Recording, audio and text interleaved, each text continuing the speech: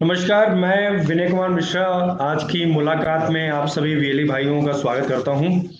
और जैसे कि क्रम में हम इस प्लेटफॉर्म के माध्यम से प्रतिदिन नए नए सर्विसेज के बारे में आपको जानकारी प्रदान करते हैं, तो उसी क्रम में आज फिर मैं श्रमिक पंजीकरण सेवा के विषय में संपूर्ण जानकारी देने के लिए आप सभी के समक्ष प्रस्तुत हुआ। तो जैसे कि आप लोग को अगर मेरी स्क्रीन दिख रही होगी, तो श्रमिक पंजीकरण है क्या, इसके बारे में मैं थोड़ा सा बताना चाहूँ। जिसे देख रहे हैं कि ये योजना के अंतर्गत 18 साल से 60 वर्ष के आयु के बीच में पंजीकरण समय पिछले 12 माह में 90 दिनों के तक अगर किसी भी निर्माण श्रमिक के रूप में कार्य किया है, वो आदमी पंजीकरण कर सकता है। सरकार द्वारा प्रदान किए जाने लोग इससे पंजीकरण करने से सरकार द्वारा प्रदान किए जाने वाली सभी योजनाओं का लाभ मिलेगा। श्रमिक पंजीकरण के बीच के माध्यम से श्रमिकों को आसानी से आर्थिक सहायता प्रदान की जा सकती है। आर्थिक सहायता मंजूरी के लिए बैंक खाते में भी पहुंचाई जाएगी। मीन्स अगर आपने पंजीकरण किया है तो आपके बैंक डिटेल्स और अपडेट रहेगा, तो जो भी गवर्नमेंट की तरफ से आर्थिक सहायता श्रमिकों को दी जाएगी वो प्रोवाइड की जाएगी। मजदूर उत्तर प्रदेश सरकार द्वारा 12,000 से 1,20,000 के बीच की आर्थिक सहायता भी प्रदान की जाएगी अगर आप श्रमिक का पंजीकरण करते हैं। इस योजनाओं का लाभ उठाने के लिए सभी श्रमिकों को अपने जो भी आपके जन सेवा केंद्र है उनका के माध्यम से रजिस्ट्रेशन करना है। आवेदन करने की मिनिमम जो आयु है ये 18 से 60 वर्ष है। तो ये श्रमिक पंजीकरण के क्या चीजें हैं और कितना बेनिफिशियरी गवर्नमेंट की तरफ से मिल सकती है, उसके बारे में ये मैंने आपको बताया। इससे पहले अब श्रमिक पंजीकरण करवा सकते हैं, जैसे कि हमने बताया कि अब आपको किसी सरकारी कार्यालय के चक्कर लगाने नहीं पड़ेंगे। आप अपने नजदीकी जन सेवा केंद्र के माध्यम से जाएंगे, वहां से आप सीएससी वैली के माध्यम से कर सकते हैं। श्रमिक पंजीकरण किसका करवा सकते हैं? जो बिल्डिंग में कार्य करते हों, बढ़ई का कार्य करते हों, कुआं खोदना काम करते हैं, रोलर चलाना, सड़क बनाना, मिक्सर चलाने का कार्य, छपरा डालने का कार्य, राजमिस्त्री, प्लम्बिंग, लोहार, हथौड़ा चलाने का कार्य, सुरंग निर्माण, टाइल्स लगाने का कार्य, मतलब ये इस प्रकार के जो श्रमिक हैं जिनका आप पंजीकरण कर सकते हैं। सभी प्रकार के पत्थर तोड़ने वाले, पसीने का पीसने का कार्य करने वाले, सीमेंट, कंक्रीट, ईंट ढोने के कार्य करने वाले, मकानों भवनों की अंतरिक्ष सजावट कार्य करने वाले, ईंट भट्टा पे काम करने वाले, आपका मिट्टी बालू मोरंग मिट्टी का काम करने वाले, तो ये सब लोग हैं जिनका आप काम कर सकते हैं। तो ये तो लोग थे जिनके बारे में बताया कि किनका आप कर सकते हैं। तो अगर आप देखें, अगर मैं वेल भाइयों से बोलूं कि ये अगर हम देखो तो इतने लोग जो आपके आस पड़ोस हैं, आपके सेंटर के बगल में ही कई निर्माण कार्य चल रहे होंगे। आज की डेट में हर सिटी में, हर कस्बे में मकान का काम, कंस्ट्रक्शन काम चलता रहता है, रोड बनती है, गवर्नमेंट सड़कें बना रही है, पुल बन रहे हैं, तो उन सब में जो मजदूर काम करते हैं वो भी इन सब में एलिजिबल हैं। तो मतलब आपको अधिक कमीशन कमाने के लिए इन श्रमिकों का आप रजिस्ट्रेशन कर सकते हैं। अब पंजीकरण करने का अगर कोई आपके सेंटर पे आता है तो उसको क्या डॉक्यूमेंट चाहिए? तो ये हो गया आपका उत्तर प्रदेश का सरकारी स्थायी निवासी होना चाहिए, 18 से 60 वर्ष के बीच में उसकी आयु होनी चाहिए, 12 महीने से कम 90 दिन का श्रमिक रूप में कार्य किया होना चाहिए। श्रमिक पंजीकरण में केवल परिवार के मुखिया के नाम में ही श्रमिक कार्ड बनता है। आधार कार्ड, राशन कार्ड, मतदाता पहचान पत्र, भामाशाह कार्ड, बैंक का विवरण, mobile number, passport size photo, परिवार के सभी सदस्यों का पहचान पत्र, ये दस्तावेज मतलब डॉक्यूमेंट जब बेनिफिशियरी आएगा, श्रमिक आएगा, तो वो आपको इतने डॉक्यूमेंट चाहिए। अब ये तो हो गया कि कौन कौन से श्रमिक हैं जिनका आप रजिस्ट्रेशन कर सकते हैं, उनको क्या डॉक्यूमेंट चाहिए, वो हो गया। अब पंजीकरण करने के बाद अगर कोई बेनिफिशियरी आपको आ जाता है तो उसको बेनिफिट क्या है, जिसको आप बता सकते हैं क्या बेनिफिट उसका है। तो जैसे कि अगर कोई श्रमिक इसमें रजिस्ट्रेशन करता है तो उसकी बेटी के विवाह के लिए, 2 बेटियों के विवाह के लिए 55,000 रुपए की आर्थिक सहायता मिलती है। कोई अच्छा पढ़ने वाला बच्चा है, कक्षा 5 से 7 तक उसको 4,000 रुपए, कक्षा 8 से 5,000 रुपए, 5,000 रुपए, 9 से 10 के बीच में कक्षा 5,000 रुपए, 11 से 12 क्लास में पढ़ने वाले बच्चे को 8,000 रुपए, अगर ऊपर डिग्री की पढ़ाई करता है तो 11,000 रुपए या 22,000 रुपए तक की नगद मतलब राशि मिलती है। बीए का स्टूडेंट है तो 13 से 15,000, स्टूडेंट है एमए कर रहा है तो 15 से 17,000 रुपए। मातृत्व हित लाभ योजना के अंतर्गत पंजीकरण महिलाओं को 12 से 1,000 रुपए, शिशु लाभ हेतु लड़का होने पर 10,000 रुपए, लड़की होने पर 12,000 रुपए। आवास योजना के अंतर्गत मकान बनाने के लिए 1 लाख रुपए तक, भवन मरम्मत के लिए 15,000 रुपए तक, ये गवर्नमेंट की तरफ से बेनिफिट्स बेनिफिशरी को देगा, जो कि आप अपने सेंटरों पे इसको अगर चिपकाएंगे तो ये आसानी रहेगा, लोग इससे लाभार्थी होंगे। तो ये होगा कि कैसे हम श्रमिकों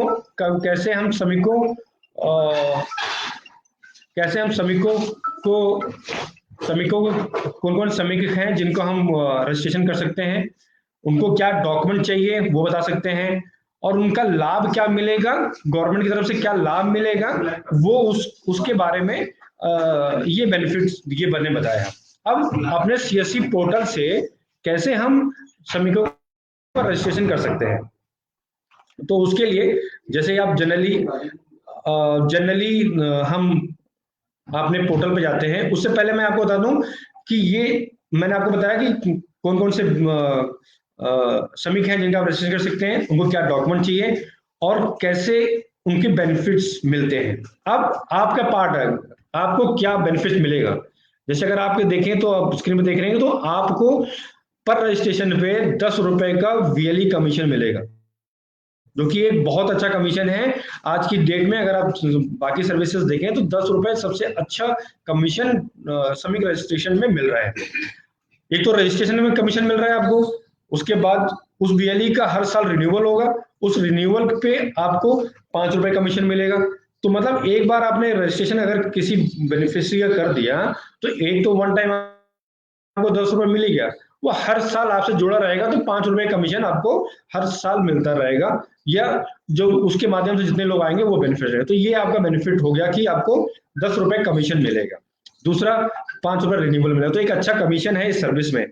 तो आगे हम देखेंगे कि कैसे हम डिजिटल सेवा पोर्टल के माध्यम से कैसे हम रजिस्ट्रेशन कर सकते हैं। तो जैसे आप स्क्रीन देख रहे हैं, हम अपने नॉर्मल जैसे हम डिजिटल सेवा पोर्टल के माध्यम से लॉगिन करते हैं, वहां लॉगिन किया हमने अपना यूजर आईडी पासवर्ड डाला, यहाँ पे सर्च किया, डैशबोर्ड शो कर रहा है, यहाँ पे हमने लेबर सर्विस क्लिक किया।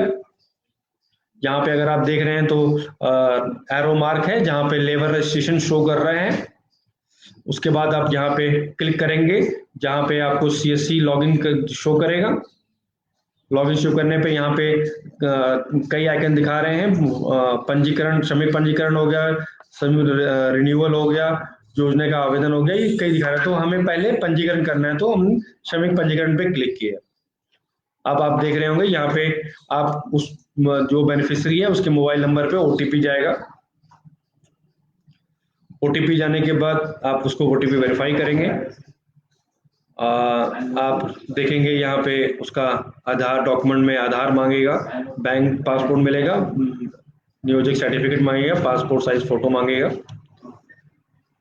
यहाँ पे उसका बेनिफिशियरी का बैंक डिटेल बोला होगा। जैसे मैंने आगे आप सबसे कहा कि एक बार रजिस्ट्रेशन करने के बाद तो बैंक डिटेल अपडेट हो जाएगा, तो इजीली उसके जो बेनिफिट्स होंगे डायरेक्टली उसके बैंक अकाउंट में जाएगा। अब यहाँ पे देखिए क्या क्या डॉक्यूमेंट अपलोड करना है आपको। बैंक पासपोर्ट है, नियोजक सर्टिफिकेट है। नियोजक सर्टिफिकेट इंपॉर्टेंट है, इससे पता चलेगा कि भैया आप पिछले 90 दिन में जॉब लेबर के रूप में काम कर रहे हैं नहीं कर रहे हैं। फिर आपका एक पासपोर्ट साइज फोटो अपलोड होगा, आधार कार्ड आपका अपलोड होगा। फिर आप यहाँ देख रहे हैं कि जब रजिस्ट्रेशन कर रहे हैं तो ये जरूर ध्यान रखें कि वो नॉमिनी का डिटेल जरूर फिल करें। नॉमिनी का आधार नाम डालें, नॉमिनी का आधार कार्ड डालें उसका, और उसके बाद डॉक्यूमेंट क्लिक करते हैं। उसकी जब रजिस्ट्रेशन पे कर देंगे तो यहाँ पे का ऑप्शन आएगा, आप पे पे क्लिक करेंगे। आपको पे क्लिक करने के बाद वो रीडायरेक्ट करेगा आपके पोर्टल पे। तो आप देख रहे हैं आपका यहाँ पे आगे विवरण, और रजिस्ट्रेशन का ये है न्यू गेट, मतलब आपने जैसे पेमेंट किया उसके बाद ये न्यू रजिस्ट्रेशन हो गया। तो ये तो देखा आपने कि कैसे हमने रजिस्ट्रेशन किया। और रजिस्ट्रेशन में आपका जो भुगतान है वो इंस्टेंट 10 रुपए है, वो कट के आपके अकाउंट में, आपके अकाउंट से 10 रुपए कम कट के जो कमीशन है वो डायरेक्टली आपके अकाउंट में मिलता है। वो 10 रुपए कट के ही जो रेस्ट अमाउंट होता है वो पे करना होता है आपको। तो ये हो गया रजिस्ट्रेशन का काम। अब हम देखेंगे कैसे रिन्यूअल हो सकता है। और सेम वही पोर्टल पे हमको लॉगिन करना है, यूजर आईडी पासवर्ड डालना है, फिर लेबर रजिस्ट्रेशन से करना है, क्लिक करना है सर्विस पे। अब यहाँ पे लेबर रजिस्ट्रेशन दोबारा जाना है। अब यहाँ पे जस्ट आपके देखिए श्रमिक नवीनीकरण दिखाएगा, रिन्यूअल आइकन दिखाएगा राइट साइड में, आप उस पर क्लिक करेंगे। आप फिर यहाँ पे उसका जो रजिस्ट्रेशन नंबर है या आधार नंबर है उससे आप सर्च कर सकते हैं। यहाँ पे दोनों ऑप्शन है, चाहे नया पंजीकरण है या आपको रिन्यूअल करना है, तो रिन्यूअल का है तो आपको आधार नंबर या उसका रजिस्ट्रेशन नंबर डालेंगे। जैसे ही उसको सर्च करेंगे वो डिटेल शो कर देगा। यहाँ पे नीचे आके उसको सिंपली क्लिक कर, उसके बाद डायरेक्ट वो फी पैटर्न चला जाएगा, पे करेंगे आप, आपके व्यू से पेमेंट हो जाएगा। तो ये पोर्शन जो था कि हमने दिखाया आपको कि किस तरह से हम इसमें रजिस्ट्रेशन कर सकते हैं, किस तरह से हम लेबर रजिस्ट्रेशन कर सकते हैं, किस तरह बेनिफिट कर सकते हैं। तो ये वो पार्ट था कि जिसमें हमने आपको बताया कि कैसे इसमें रजिस्ट्रेशन कर सकते हैं और क्या क्या बेनिफिट्स हमें वीएलए के माध्यम से मिल सकता है। जैसे कि मैंने बताया कि आज के समय में ये एक ऐसी सर्विस है जिससे सबसे ज़्यादा कमीशन प्राप्त हो रहा है। और आपके अड़ोस पड़ोस में बहुत से वेली भाई ऐसे बेनिफिशियरी ऐसे हैं जो कि इस सर्विस के बारे में जानकारी नहीं है। तो अगर आप अपने सेंटरों के माध्यम से इन सेंटरों के माध्यम से अगर आप अपने सेंटर के माध्यम से ये पंजीकरण करते हैं तो एक तो आपका समाज में एक अलग सा रिस्पेक्ट मिलेगा, दूसरा आपको भी एक अच्छा कमीशन मिलेगा। तो ये डिटेल्स था कि जिसके माध्यम से हम श्रमिकों का पंजीकरण कर सकते हैं और ज़्यादा से ज़्यादा कमीशन कर सकते हैं। मैं एक बार थोड़ा सा दोबारा बताना चाहूँगा कि कितने कैसे कौन कौन से लोग हैं जिनका आप पंजीकरण कर सकते हैं। जैसे बिल्डिंग का कार्य करने वाले हो गए, छप्पर डालने वाले कार्य, बढ़ाई का कार्य करने वाले, राजमिस्त्री का कार्य करने वाले, कुआं खोदने वाले, प्लम्बिंग, रोल चलाने वाले, लोहार, सड़क बनाना, पुताई, मिक्सर, हथौड़ा चलाने का कार्य, सुरंग निर्माण, टाइल्स लगाने का कार्य, कुएं से तालाब छाटने का, चट्टान तोड़ने का, ये सब जो लोग हैं जिनका आप आसानी से रजिस्ट्रेशन कर सकते हैं। अब अगर आप लोग अपना रजिस्ट्रेशन बढ़ा के अपना कमीशन बढ़ा सकते हैं, तो जैसे कि आप लोग के नियर बाय में लेबर चौराहे होते हैं, उस लेबर चौराहे पे आप लोग कैंप लगा के आप ज्यादा से ज्यादा वेली भाई श्रमिकों का पंजीकरण करें और 10 रुपए कमीशन एक अच्छा कमीशन है जो कि आप प्राप्त कर सकते हैं। आप डिपार्टमेंट डिस्ट्रिक्ट में लेबर ऑफिसर्स होते हैं जिनके संपर्क में भी आप रहें, आप अपने डिस्ट्रिक्ट मैनेजर के माध्यम से कांटेक्ट में रहें, जिनके थ्रू आप डिपार्टमेंट से कांटेक्ट करें। और जो कैंप लगते हैं समय समय पे डिस्ट्रिक्ट लेवल पे लेबर रजिस्ट्रेशन के लिए कैंप लगते हैं, उन कैंपों में भागीदारी करें और ज़्यादा ज़्यादा श्रमिकों का पंजीकरण करें। ये सर्विस आज की डेट में इसलिए भी इम्पोर्टेंट है कि आपको इससे कमीशन अच्छा मिल रहा है, आपका ट्रांजैक्शन बढ़ेगा। तो जब ट्रांजैक्शन बढ़ेगा तो आपकी ग्रेडिंग बढ़ेगी। हम ग्रेडिंग आज की ग्रेड में ग्रेडिंग देख रहे हैं, तो आप अगर इसमें ट्रांजैक्शन करेंगे तो आपकी ग्रेडिंग बढ़ेगी, A+ ए कैटेगरी में ग्रेडिंग आएगी, तो बाकी सर्विसेज में भी देने में आपको आसानी मिलेगी। तो लेबर रजिस्ट्रेशन का इसलिए है कि आपको इजीली आपके नियर बाय में इस श्रमिक मिल जाएंगे जो कि जिनका पंजीकरण कर सकते हैं। और उम्मीद ये भी है कि जो निर्धारित राशि है उसी राशि का ही इस्तेमाल करके उतना ही पे लें, ओवर चार्जिंग ना करें, क्योंकि ओवर चार्जिंग का अगर कहीं भी कोई संज्ञान में आता है तो डिपार्टमेंट हमको अगर डिपार्टमेंट की तरफ लेटर मिलता है तो हम उस बीएलई की आईडी बंद कर देंगे। तो कोशिश यही करिए कि जो निर्धारित राशि बोली गई है गवर्नमेंट की तरफ से उसी राशि को लें और अपना 10 रुपए कमीशन, सीएससी आपको 10 रुपए कमीशन दे रहा है तो एक अच्छा कमीशन। अगर आप 10 रजिस्ट्रेशन पर डे करते हैं तो आप 100 रुपए आपका पर डे बन रहा है। तो एक अच्छा अमाउंट पर डे आपका मिल जा रहा है। तो यही ये है। और अजय जी, कुछ क्वेश्चंस ले लिया जाए तो। नहीं बस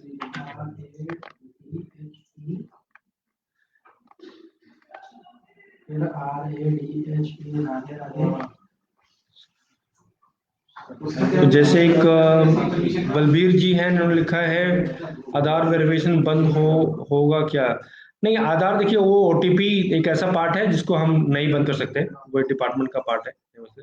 जिसका पहले से रजिस्ट्रेशन है उसका रिन्यूअल नहीं हुआ है, उसका कैसे रजिस्ट्रेशन करेंगे? देखिए रजिस्ट्रेशन नहीं करना है आपको, आपने जिसका पहले रजिस्ट्रेशन कर चुका है रिन्यूअल जाके आप रिन्यूअल करिए उसको। ये राजेश कुमार जी ने पूछा है।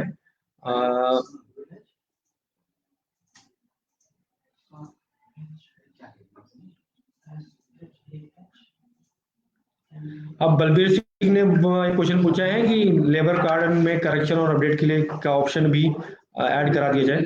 देखिए ये डिपार्टमेंट के लेवल पे है, अगर डिपार्टमेंट इसमें देखिएगा अगर होगा तो डेफिनेटली बलबीर जी इसमें करेक्शन होगा। लेबर कार्ड में करेक्शन होगा।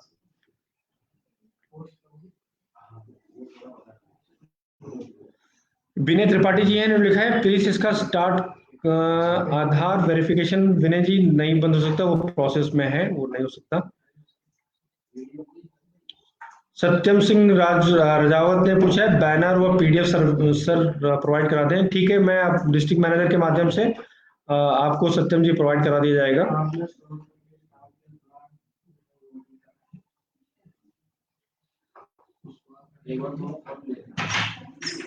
मोबाइल नंबर चेंज करने की भी अथॉरिटी होनी चाहिए। वही सचिन जी, वही पॉइंट है, अगर जिसपे अगर जब डिपार्टमेंट हमको अपडेशन का राइट्स दे देगा तो ये भी चेंज आ जाएगा।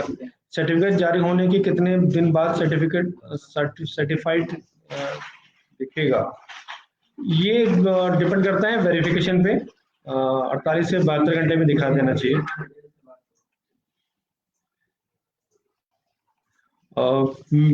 बाकी सर्विस से रिलेटेड अगर किसी को कोई दिक्कत आती है तो अपने डिस्ट्रिक्ट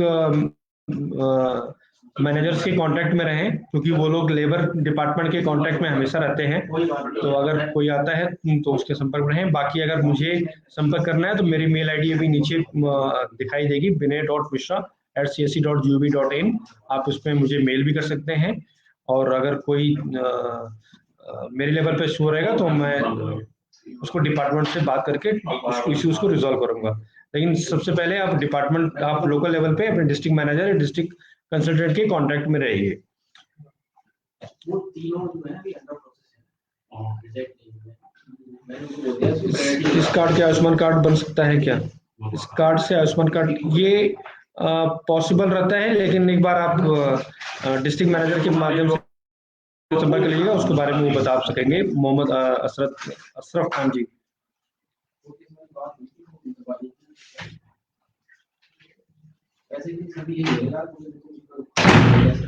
विनय त्रिपाठी जी, वेरिफिकेशन वाला पार्ट हम अवॉइड नहीं कर सकते, बट आप मेरे को संपर्क करिएगा vinay.mishra, जिसे नीचे दिख रहा है vinay.mishra@csc.gov.in में। आप स्क्रीनशॉट जो भी डॉक्यूमेंट रहेगा शेयर करिएगा, मैं कोशिश करूंगा उसमें आपको पूरी हेल्प प्रोवाइड करने के लिए। तो मैं वेले भाइयों से कहूंगा कि ये सर्विस ऐसी सर्विस है जिसमें आप ज्यादा से ज्यादा कमीशन कमा सकते हैं। अभी भी बहुत सारे ऐसे लेबर हैं जिनका रजिस्ट्रेशन नहीं हुआ है। जैसे आप लोगों ने ई श्रम में बढ़ चढ़ के रजिस्ट्रेशन किया था, उसी तरह से मैं चाहूंगा कि आप लोग भी लेबर रजिस्ट्रेशन में भी आप अपने विलेज लेवल पे, ग्राम पंचायत लेवल पे, या आपके नियर बाई मार्केट में जहाँ लेबर एक दिन सुबह के टाइम पे इकट्ठा होते हैं, आप वहाँ पे कैंप लगाइए। कैंप लगा के आप वीएलई रजिस्ट्रेशन करिए। इस सर्विस से आपका कमीशन भी बढ़ेगा, आपकी इनकम बढ़ेगी। और बाकी कोई भी सपोर्ट चाहिए, उस सपोर्ट के लिए मैं और मेरी डिस्ट्रिक्ट टीम हमेशा अवेलेबल है। और इसी के साथ मैं आज के इस कार्यक्रम को समाप्त करता हूं, और आशा करता हूं कि आज से इस कार्यक्रम से आप लोगों को लाभ मिलेगा, और आने वाले समय में और भी लेबर रजिस्ट्रेशन से, श्रमिक पंजीकरण से संबंधित और भी नई चीजें जो जुड़ेंगी उसके बारे में विस्तृत जानकारी देने के लिए मैं दोबारा इस प्लेटफॉर्म के माध्यम से आप सभी से जुड़ूंगा। तो आज के लिए आप सभी से धन्यवाद, और आशा करता हूं कि मेरे द्वारा जो दी गई जानकारी है उससे आपको लाभ मिलेगा और ज्यादा से ज्यादा रजिस्ट्रेशन आप लोग करेंगे। धन्यवाद, नमस्कार।